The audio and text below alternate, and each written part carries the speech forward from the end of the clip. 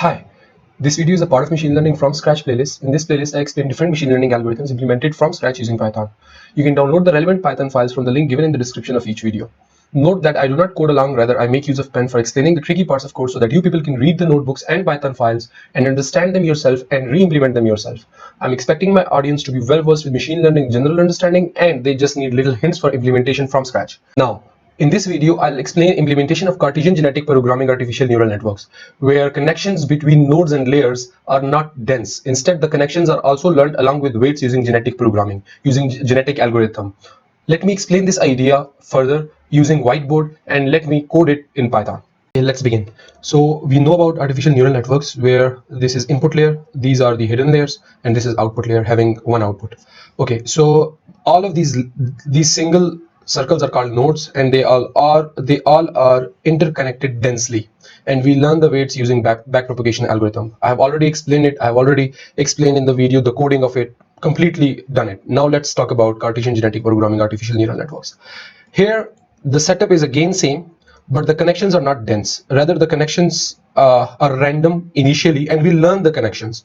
So for example, this input layer node can be connected directly to node number 8, and this node number 5 can be connected to node number 12. So there are some broken connections also. For example, there is no connection between from 8 to the output. So this is what we call broken connection. So the connection has been broken and is not extended up to the output layer. So this is the only difference is about ANN being densely connected and CGPNN being not densely connected.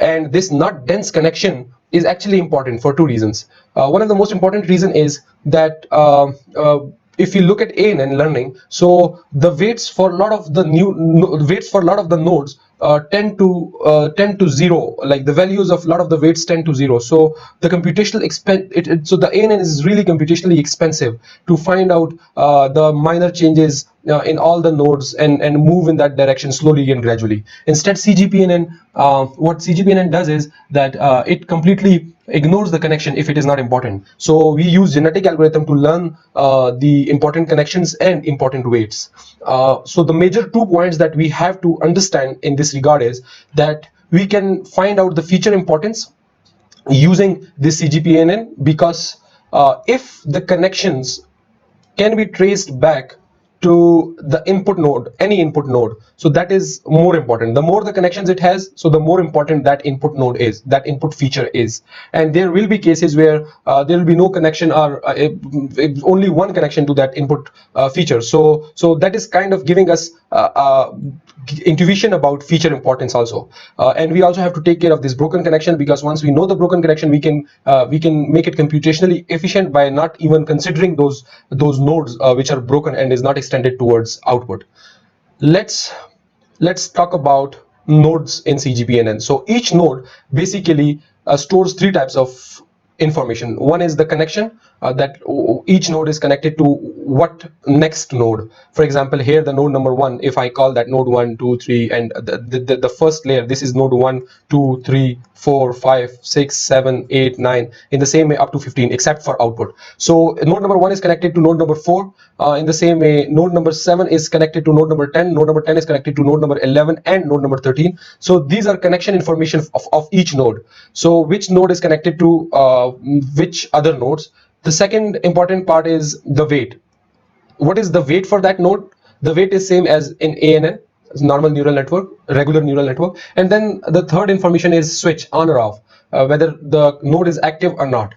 Now, we have to note that there are different versions of Cartesian genetic programming artificial neural network, CGPNN, where there could be different number of information stored. So we will call them gene type 1, gene type 2, gene type 3. For example, in gene type 1, we are only concerned with storing the information of connection, which is really not important if you look at the learning part and look at the ANN implementation of Cartesian genetic programming. So we will implement it, but we won't work with it. So gene type 2 will have connection and weights, gene type 3 will have connection, weights, and of course the switch. There are also some kind of if we are using simple activation function, then for all the nodes the activation function is same. There is no need of storing this information separately. But in cases There are cases where we will be storing for each of the node activation function information also. For example, for one of the node, the activation function applied is sigmoid. For another node, the activation function is ReLU. So this kind of information, if stored, will be also stored in a gene type.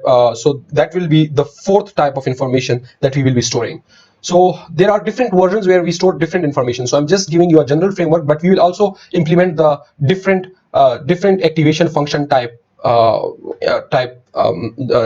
Cartesian genetic programming ANN.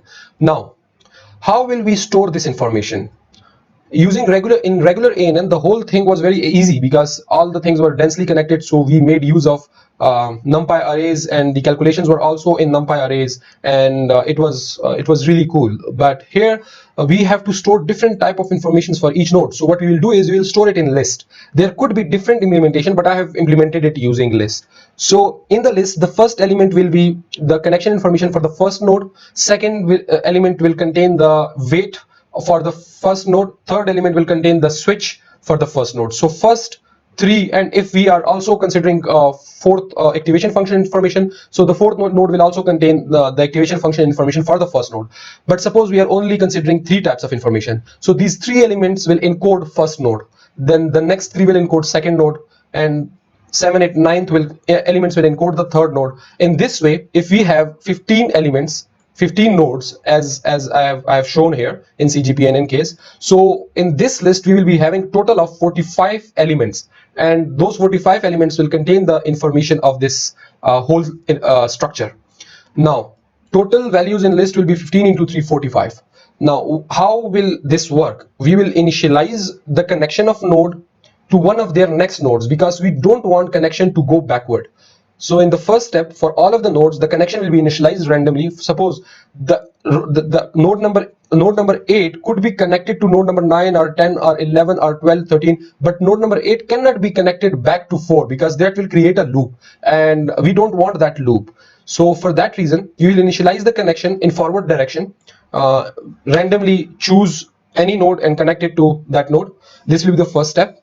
Then the second step will be randomly initializing weight, which is the same as we did it in regular artificial neural networks. Then we will initialize switch values between 0 and 1, not between 0 and 1, either 0 or 1. So it will be either 0 or 1. 0 means inactive, 1 means active. Okay, so again, this is the same thing. If you want the activation function information, so the fourth value will be for activation function, whether it is sigmoid. We will encode sigmoid to 0. So 0 means sigmoid. Suppose 1 means tan hyperbolic, and 2 means ReLU, or it could be any activation functions that we want to choose.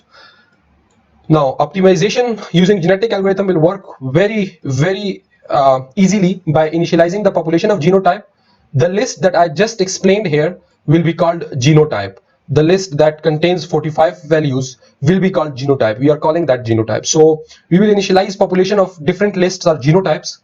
So different structures, different neural network structures will be initialized. We could also say that, or we could say that we have initialized different genotypes randomly, and then we do random mutation. The random mutation will be depending upon whether we want to randomly, it could be mutation in connection, it could be mutation in weights, it could be mutation in switching, it could be the mutation, all of whether we have to do mutation in connection or weight or switch, that will also be chosen, that we will also choose randomly. So after doing mutation, we will evaluate the genotypes, the structure, and get the best out of them. So once we get the best out of them, so some of the best ones, once retrieved, we will do crossover for that if needed, if we want a complex kind of optimization. Otherwise, we don't necessarily need crossover. So what we will do is then again generate population using the best genotype and repeat the process unless and until we achieve our desired accuracy. There are two things that I have to explain further. The first one is in terms of mutation. If you want our convergence to be fast, for faster convergence, the random mutation should be done some of the times in nodes which are directly connected to output, because they are influencing the output most. So once the mutations are done in those nodes, so the convergence becomes faster. But whether we have to make change in the output connected nodes or not, whether we have to do the mutation in those nodes or not, that decision will also be taken based on randomness. So randomly we will choose it based on some kind of a probability. So in mutation, if I have to summarize, we will do mutation either in nodes which are directly connected to output or not, based on some condition, based on some prior probability of 80% or 90%. And then once chosen, for each node we will also randomly select whether to change the connection of that node or weight of that node, or switch status of that node. So that part is also that part will also be chosen as a random function. Now, for evaluating the genotype, for evaluation purpose, we need to do one important thing, and that is we have to retrieve all the nodes which are basically connected to output, because all the nodes which are connected to output is actually contributing. We have to remove, in a way we have to remove the inactive nodes. Inactive nodes are those nodes which are not connected to output in one way or the other. And how will we do it? We will trace it backwards. We will start with output node, and from output node we will go backward and trace all the nodes which has some connection to this output node. Once we store all those nodes, then we will use those nodes to apply the weighted linear combination, weighted linear function, apply weighted linear function, and then applying the activation function as we do it in a normal regular artificial neural network. So this second part is same as we do it in usual ANN, combining the input and the weights and then applying the activation function. The first part is important, where we have to just retrieve the active nodes. I think so it's clear. There is not much into it. We just have to create list. The creation of list is a bit tricky. Once created, we have to mutate and evaluate. In mutation, we have to take into consideration certain things that I explained, and in evaluation, one of the things is important, and that is tracing back. Let me code it, and it will be more clear there. Let's start coding. So this is a class CGPNN. Now in this class, we initialize it. This is the genotype, the list that we will create. So these are the different functions that we will be creating. So we have total of 3 functions, sigmoid, tan, hyperbolic, and ReLU. So we will randomly choose one of the function for each of the node first of all. Then so we will initialize the genotype. Once we initialize it, we will initialize it with the none values. Then for each of the node we will store 3 different information in case of genotype 3. So once I cover this genotype 3, both of genotype 1 and genotype 2 will be covered already. So in genotype 3, the first information is about random connection of next nodes, and then for each of the node we are also storing the random weight, and for each of the node we are also storing the switch of connection, and then we are also storing the node function value, the function value, activation function value for that node. I think so it is clear now. So this whole thing is just an initialization, random initialization. And then finally, lastly, at the end of the list, we also add the output nodes, if depending on total number of outputs. Okay, then what we do is, this is the function for initial population. Then if we want five genotypes in our population, so we generate it 5 times and we store it in the list of populations. So this is just calling genotype function again and again. Now then what we do is, this function active genes no in, actually what it does is it finds out the active nodes, and this will be used later in evaluation function. So what we do is, this range node actually contains the number of information that we want to store. In this case, we are storing 3 number of, if genotype is 3, so we are having 3 number of information we are storing. These are output, total number of nodes, input, and genotype and genotype. Okay, so what we do is, first of all, we will include the output nodes in the genotype. Once we include that, then we will exclude, we will remove the input from the genotype. And then what we will do is, we will sort it and reverse it. This means that this list, the first element of this list, will contain the last output because it has been reversed. Now what we will do is, we will take out the first element, which is basically the output value, output node, because we have already reversed it. Then we will apply a while function, a while loop. This while loop will be run again and again And what will happen inside this while loop, we will extract this value of connection to output node, because count is equal to 0, so the 0 is containing the connection. Once we have that connection, we will call that node number.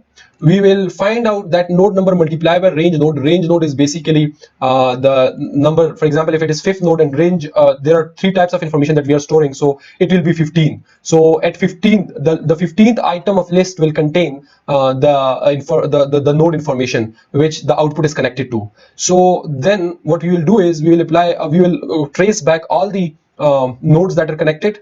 Then we will convert it to set. Why? So that we don't want the repetition. We don't want one node to be represented multiple times. We again make it list. We again reverse it. Why do we reverse it again? So that we look at the next output, and then this process repeats itself. So this is the main loop where we are tracing back the output. We are tracing back the active nodes. Now, what does this do? Basically, this is the same thing that this is doing nothing. This is basically a redundant thing where we are also including the input. We excluded the input here.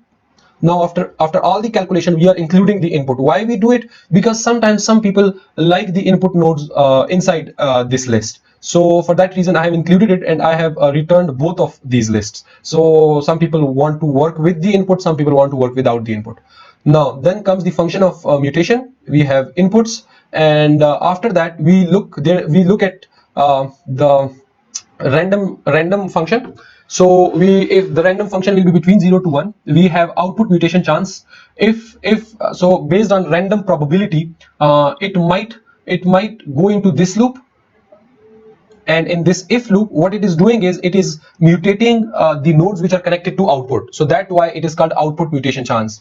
And else, if it is not, so then it is actually mutating not the output connected nodes, instead the other nodes. And inside that, there are separate functions for gene type 1, gene type 2, and gene type 3. I'll cover gene type 3. Once gene type 3 is covered, all of the others are also covered.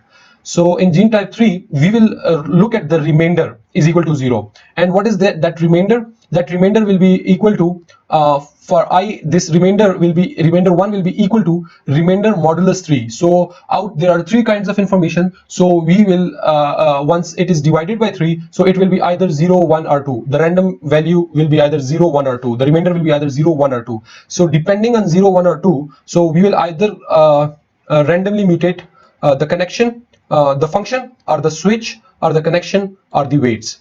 So this is the weight mutation, this is the connection mutation, this is the switch mutation, and this is the function mutation. Mutation is nothing but kind of a random selection of another value than the previous value. So this is, again, as I explained, will be done randomly depending on the value of this remainder 1, and that remainder 1 will be generated based on this value where remainder 1 is equal to remainder modulus 3, and this remainder is basically randomly generated. So then these are the functions for sigmoid. This the 0 encodes the sigmoid function, 1 encodes the tan hyperbolic function, 2 encodes the what you call ReLU function. Then these logic functions are also used in case we are using gene type 1, but we are not concerned with that. So now we will look at the final evaluate general function, which is the important one. Given input, what we will do is, first of all, we will extract out the active nodes, and in the active nodes, what we will do is we will look at the input data. This X includes the data. So given the input data and the active nodes, what we will do is this is for gene type 1, and we will be also working with gene type 2 and gene type 3. So what we will do is, for each of these sample, in case of gene type 2 and gene type 3, we will simply look at the input data, the weights, and the connections, and we will linearly combine them, and then finally we will apply the activation function over it. So this whole thing is done here. This is applying the activation function. This is actually linear combination, kind of a linear regression kind of a thing for gene type 3. This is for gene type 1. Now this if part is for gene type 1, which is not important in our case at least, and this for loop contains, this I contains for each of the sample. So this logic happens for each of the sample. Okay, I know this is complex because I have included a lot of things for each of the gene type, and a lot of logic has been included in a single function. In a this function, this whole CGPNN has become complex. But you need to look at the simple if and else function. So if gene type 1, so don't go even there. If it is else, so go here. And then if it is gene type 2 and gene type 3, so the logic for both of them are almost same. So if you understand one of the logic, then the whole, I mean, it seems complex, but it is really not very complex. Okay, so yes, we extract the active nodes, and this is extract active nodes. This is linear combination. This is applying the activation function, and we are done. And at the end, we are also including the output nodes, and we are extracting out the output. So this is average output. Now, what is basically this system out? System out is a extended idea where if you understand it, it's okay. If you don't understand it, it's also all right. You don't need to implement it. You can change it. What this last part, these last lines, you can also change it. You can also delete it if you don't want it, but it's better that you keep it like that. Why? Because for each node, for each output node, we are using 4 different output nodes, and the output will be considered if we have three outputs total. So we will be using, instead of 3 total, 12 nodes, 4 for each of the output. The actual output will be the average of 4. So why we do it? Just to make it faster, to make it computationally efficient. This CGPNN is actually extensive idea. If you know CGPNN, so you will understand it. If you don't know it, I suggest that you go back and you understand this idea in any good book related to genetic programming and CGPNN. Then this function is completely same to the previous one, except for one thing, where we are not extracting out the active nodes. Instead, we are just doing it for all the nodes. So this function will be extremely expensive. You can compare it. I've just written it for the comparison purpose. You can just look at it. Otherwise, the logic is same as in the previous function. Now let's come to the final fit data. In the fit data, what we do is we start with the initial population, and for number of iterations, what we do is we mutate the all of the genotypes inside the population. Then for each of the genotype inside the population, we evaluate it, and we find out the mean squared error, and we keep track of that error.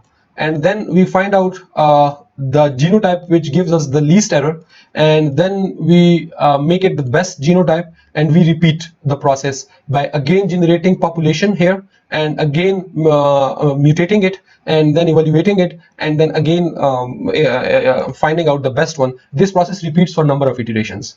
And inside this fit data function, we can also do crossover, as I already explained, and this is the function for crossover. But this becomes more complicated. But if you already know the idea, then you will really understand this whole thing, this crossover implementation also. So I have commented it out. In predict data, you just give the input, and inside input you also give the best genotype, and you will get the prediction for the input data X. I think so it is clear. I know this whole thing is a bit kind of seems complicated, and there are a lot of if and else. This is because of the fact that I have included various versions of CGPNN inside this single code. I know it might puzzle you, but once you start reading it and re-implementing it yourself, you will understand it, and you will get the idea. I hope so it is clear now.